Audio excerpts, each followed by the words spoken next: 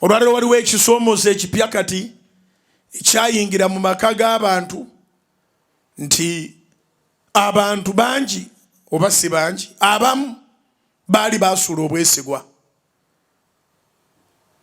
ng'omuntu alina abaana nga naye mu baana abo ayinza n'okuba nga talinaamu. Waliwo akatambi akatrendinga ng'omu ku basajja abakola mu internal affairs asaba ku magezi.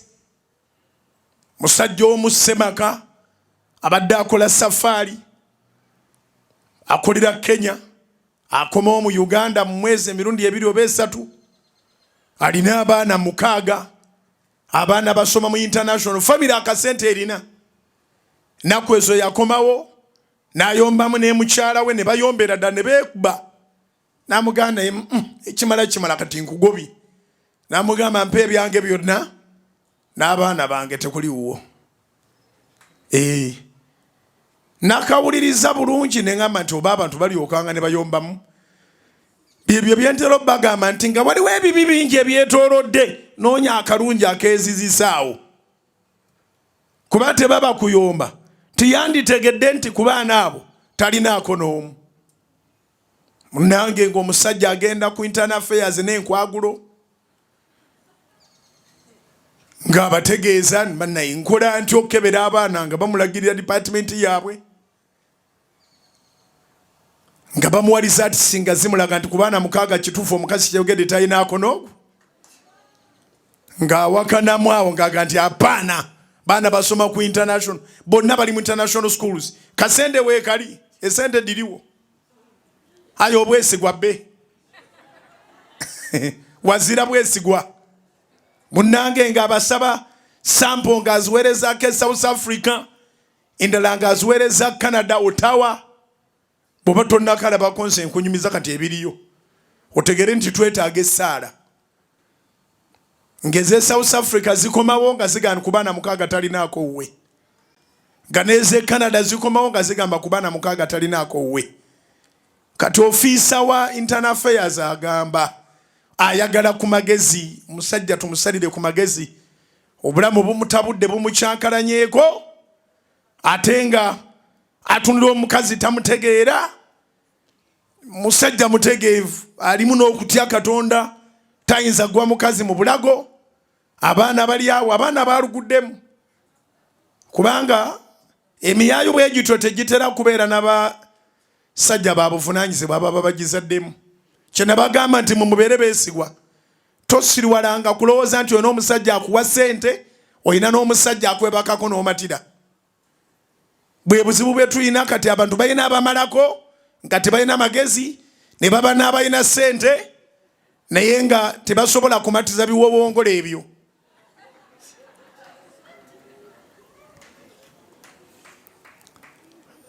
Wangi era obasanga mwebali banja bagandi oyo simwagalira ddala naye yampa ku ssente kati ng'ofuna ssente w'omuntu azirina n'atuuka n'okugenda mu kwanjulakwo n'omwanjula ewammwe ne musasula ebintu n'abisasula nakkuba embaga n'obeerawo nga buli kaseera omuzannyisa buzannyisa naye omwami muwa amagezi mu bufunze totta ebiwandiikibwa bigamba tottanga. Ekyokubiri ebbanga ly'olabiridde abaana abo abaana ba Katonda naffe ababalina nga tulowooza nti baffe naffe tubaleka si baffe abaana ba Mukama. Buli muntu alina omubiri n'omusaayi mulimo gwa ngalo za Katonda lwakuba muli kirumamu noga naye ku baana 6 sirinaako n'omu balabe bulabi kaakati ago magumba makalu ensi erina stress. Those are the dry bones that we are praying for to live again. Yeebazibwe Mukama olw'eddembe ly'okusinza eriri mu Uganda nti omuntu bw'atyo yandibadde atemyetemye abaana nga atemyetemye omukazi nga naye yesse tulabe gwe munaavunaana naye kubanga mu Uganda mulimu okutya Katonda. Twebaze Katonda bannange olw'ekyo. Esaala ze tusaba ffe abasaba buli lunaku zitukolera, naye ate na buli ayimirira n'osaba waliwo ekisa ky'oyita ku ggwanga lyaffe. Zikubire waggulu zinoge. Bwe tugamba nti yita omukisa gwa Uganda gukkira ddala wabaawo abataasibwa. Mukama waffe Yesu yayogera mu kitabo kya Yokaana 16:33 nti ebyo mbibabuulidde mube n'emirembe mu nze. Mu nsi mulina ennaku, naye mugume kubanga nze ndi wamu nammwe, kubanga nze mpangudde. John 16:33, Yokaana 16:33. Yesu yagamba nti mbibabuulidde ebyo mubere n'emirembe mu nze, naye gano ge mazima. Mu nsi mulina ennaku, naye mugume kubanga nze mpangudde. Bw'oba okyatenda ennaku yo ate n'owulira omulala alina ennaku n'oga nti ate ndowooza nze nja kumalako. Kye nabagambye jjo era kye ngenda obbagamba leero. Katonda talikkiriza kisoomoozo okujja gy'oli nga takwambazizza maanyi ga kukiwangula. Kubira Mukama engalo ez'amaanyi. The fact nti omusajja oyo yasobola okutambula n'agenda n'abuuza ku internal affairs, n'avaayo ne bakola samples, n'asurviving amawulire ago the first day, n'asurviving amawulire ago the second day, n'asurviving amawulire ago the third day. Ennaku 3 kuba kuzuukira, ewasigadde oba tokyafudde. Bw'oba olina ekizibu nga kimazeewo ennaku 3 nga tekyakutta ku lwasooka, tekyakutta ku lwokubiri, tekyakuwangula ne kikusaanyawo olunaku olwokusatu, ennaku ezisigaddeyo zizo. Kubira Mukama engalo ez'amaanyi oba okitegedde. Ennaku ezisigaddeyo zizo. Nolwekyo muganda wange ali eyo ng'abaana babakebedde nga si babo, weebaze Mukama nti yakwesiga.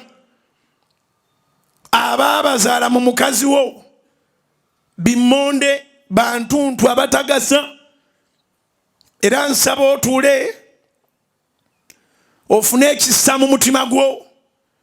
Abaana abo ogende maaso n'obbaweerera, obalabirire. Amazima nabo bagategeere, naye obalabirire. Naye omukazi oyo agende ewabwe bambi, agende. Mugenda ne musoma Bayibuli nga mugisulise. Bagamba tewali divorce.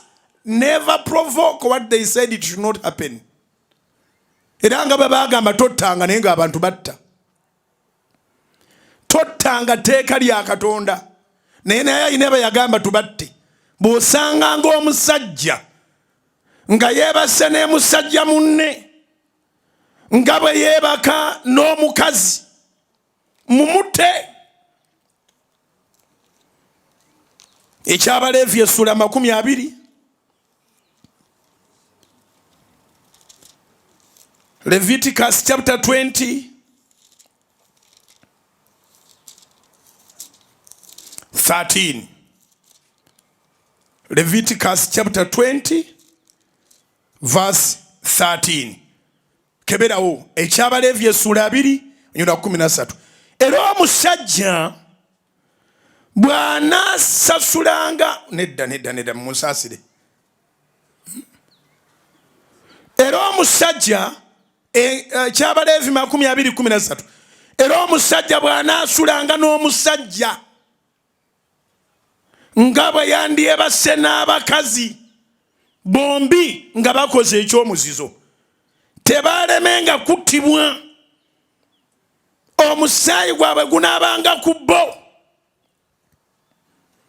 Katonda si yagamba totanga, kati ate toprovokinga nga kutta. Bw'okola ekikussa etteeka erikwata abali b'ebisiyaga mu Uganda lirimu n'akawayire akagamba okutta.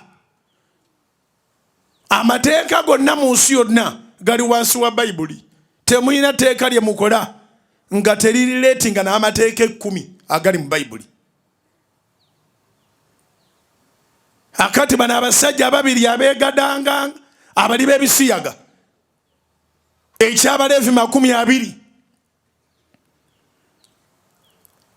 olunyiriro lw'13 lugamba mubatte bombi. Eyagamba obutatta era akkiriza okutta, era yagaana divorce era akkiriza divorce. Tobeeranga mu maka n'omantaala n'ogamba nakuba ebiragaano nayambala nekana akaweta n'oddamu li n'oyenda n'oddamu li n'obeera omukazi omubi. Ebintu byonna omukazi omubi byakola n'obikola nolowooza nti amaka okyagalina ne Bayibuli ekyakuwolereza.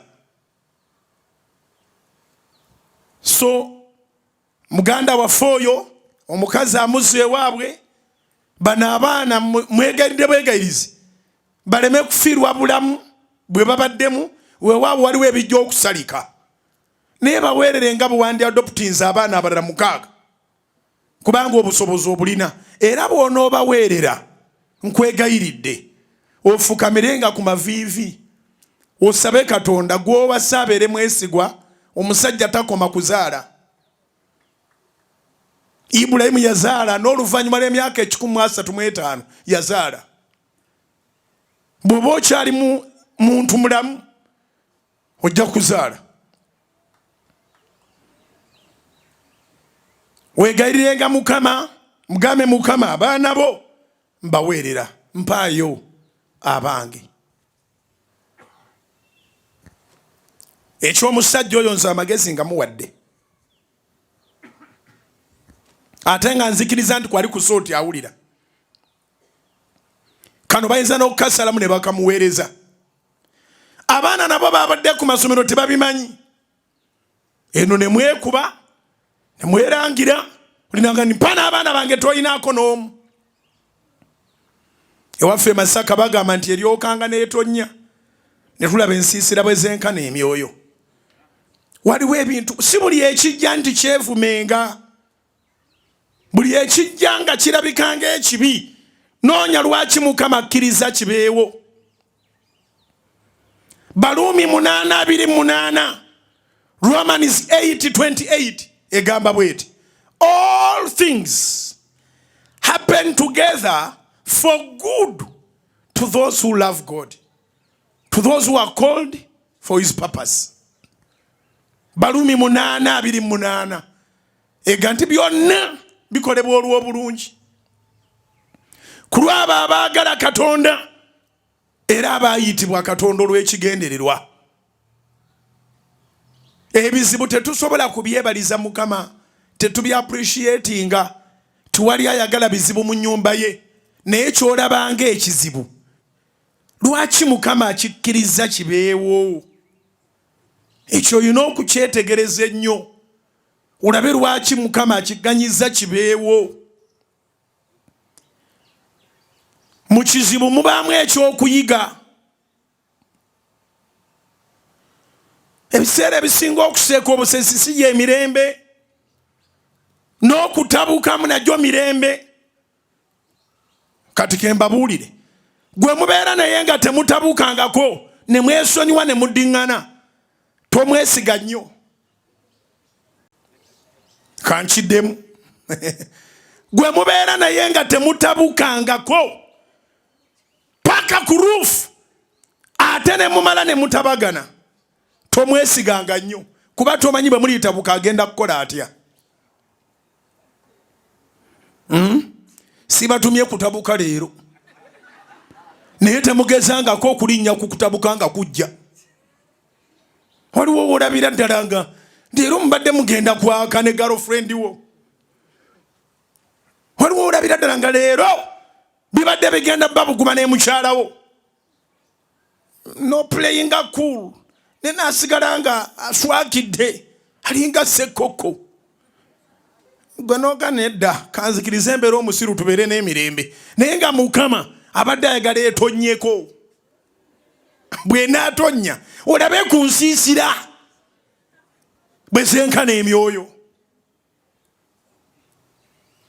Bwe mbanga bwe nkubuuza kati nti watabukako n'omuntu wo abatatabukangako amuwanike n'owanikira mbatatabukanga.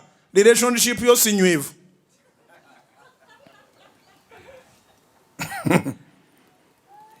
Amaka go si manywevu muyina kumala kutabuka. If you can agree in your disagreements, then you can agree to live together. If you have never had disagreements and you agree, you are in trouble. Tomanyidde ddala bwe mulitabuka mulisigalawo. Ne Mukama ffe Yesu yagamba ekizimbe okitegeera kibuyagaze. Abazimbi babiri, omu yazimba ku lwazi, ndowooza sitole mugimanyi, omulala n'azimba ku musenyu. Nyumba zonna ne bazikuba langi ne zinyirira, enkuba n'etonnya, mukoka n'asukkirira. Bwe yakya ali ku lwazi n'afuluma n'agamba etonnya nnyingi olwaleero, okebera neyimba nga taliiwo. Neyimba nga enkuba bwe yatonnye lwe yategerekese nti yali yazimba ku musenyu, ennyumba n'egenda. Mbuuliza akuliranye nti wazimba ku ki? Buuza abantu basatu nti wazimba ku ki? Wazimba ku ki gundi? Mu kukkiriza kwo owulira ozimbye ku ki? Mu mirimu gyo owulira ozimbye ku ki? Mu bulamu bwo owulira ozimbye ku ki? Mu maka go owulira ozimbye ku ki? Relationship yo owulira ozimbye ku ki? Abalala Mukama akuyamba omuyaga gujja weegula bweguzi. Mwandiyombya naye buli kaseera weegula. Enjiri gye ndeese olwaleero njijje katambike nalabyeko dna nakalabye nenkaddamu. Ofiisa wa Internal Affairs ng'agamba tuyambe omusajja abaana 6 tikuli wuwe. Results ze Uganda zaakakasizza, eze South Africa zaakakasizza, eze Canada zaakakasizza. Ali mu masaŋŋanzira yeetaaga buyambi. Nze obwange mbuwaddeyo. Ekisooka yeebaze Katonda, alina n'ebyokwebaliza bingi. Ono omugwagwa yandibadde yamutta dda. Ono y'omukazi azadde abaana 6 mu nju musota. Katonda takuyambanga n'olaba omusota nga gwezinze ku kikondo ky'ekitanda ate n'oyongera kweyalira. Kiŋŋambira akuliraanye. Katonda takuyambanga n'olaba omusota nga gwezinze ku kikondo ky'ekitanda n'oyongera kweyalira. Ng'ate weeyalira oluusi weekwasa Bayibuli. Munnange Bayibuli yagamba tetwawukananga twali divorce. Akukuta n'abalabe bo buli akwagalira balo, buli akwagalira mukazi we abamulabewo. Bw'akulabako wadde yayiikiriza afuna muli obujja naye ng'ate gwe nannyini. Naye ng'ani kazaala bulwa? So oli omusajja azaala mu mukazi wo yeekazaala bulwa, gwe musota guyira amafuta gugende. Nyookeza ekipiira.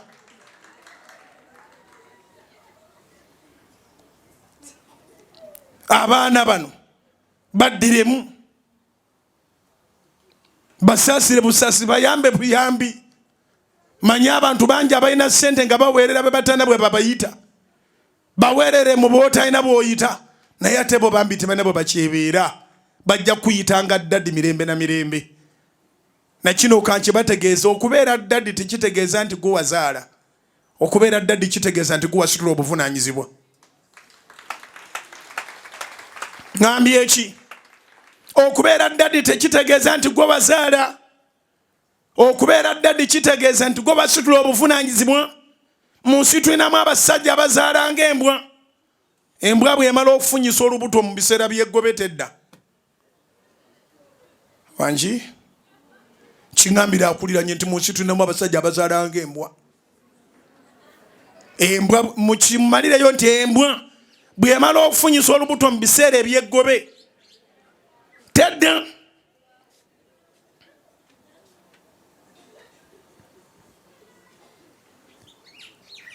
Kakati abasajja abali bwe batyo bangi bafunyisa embuto luusi nga babasanzeeyo mu sawuna, bafunyisa embuto luusi nga babasanzeeyo mu steam, bafunyisa embuto luusi nga babasanzeeyo mu zijimu. Tulina abakazi bangi abatali babuvunaanyizibwa, balyanga bwe baagala ddakiika 2 ng'aleeta ekiteeso. Ndowooza mwami ntandika ogendako mu jimu eyo gye bamugaalira. Ate oyagala njiri ya kika ki?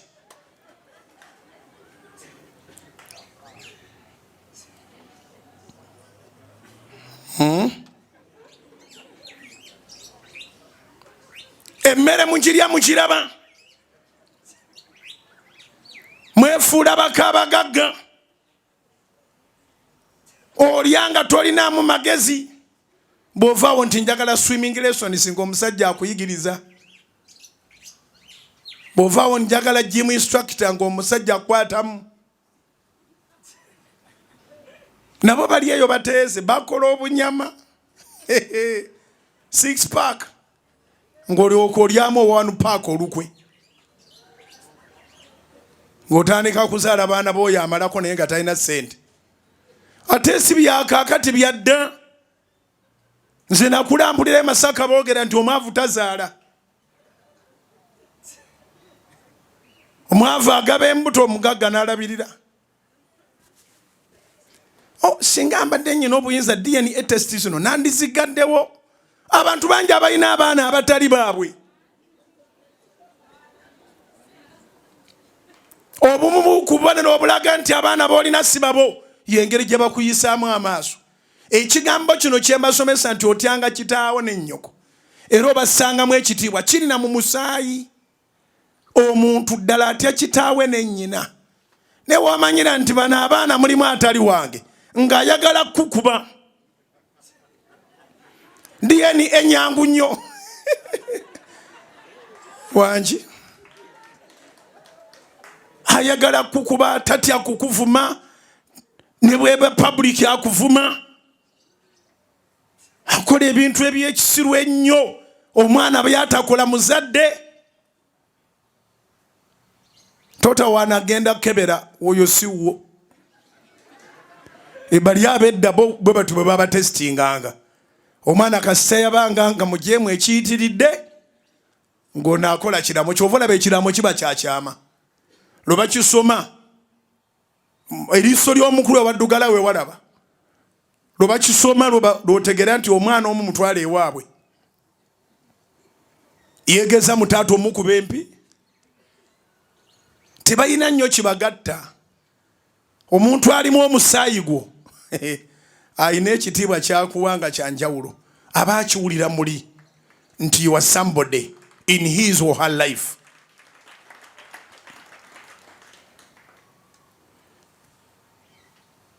Kyova olaba nti bataata batyoboddwa nnyo naye ensi tebigikwatako. Bamaama tebatyoboddwa kubanga bo omusaayi gwabwe 10 ku kinnaakyo. Kizibu okusanga maama go basiba omwana. Wangi nti omwana bamujja mu ddwaliro naye tiyaliwo. Abaana bammwe ku bwammwe mwe mumanyi bye musirikidde. Naye DNA nyangu nnyo. Bali abedda baali bakambwe. Abaana babatuuza ku nnyanja.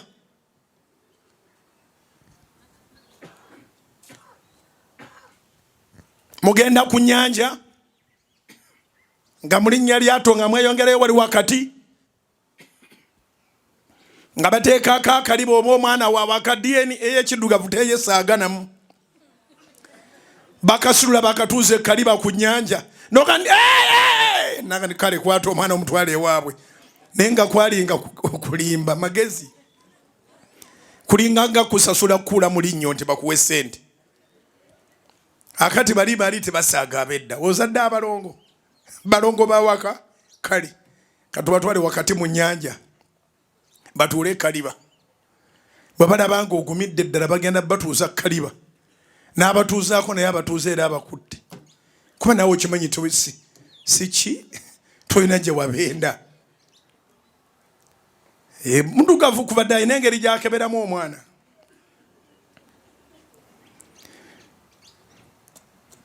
mumpuleyo ku magezi amala bakolanga batya abadugavu okukebera abaana bangu nnyo naye baaba abantu kati emabegako Uganda ebadde etijja na byuma bya sikaani ngeringa sikaani gendako mu sikaani bazitunze kati bali ku DNA test obuzibu obugenda okugira nga mumanyi ebya Uganda oli baba akukooye abaana bo asobola tubatwale tubakebere naye nga ate yasoose ku kyuma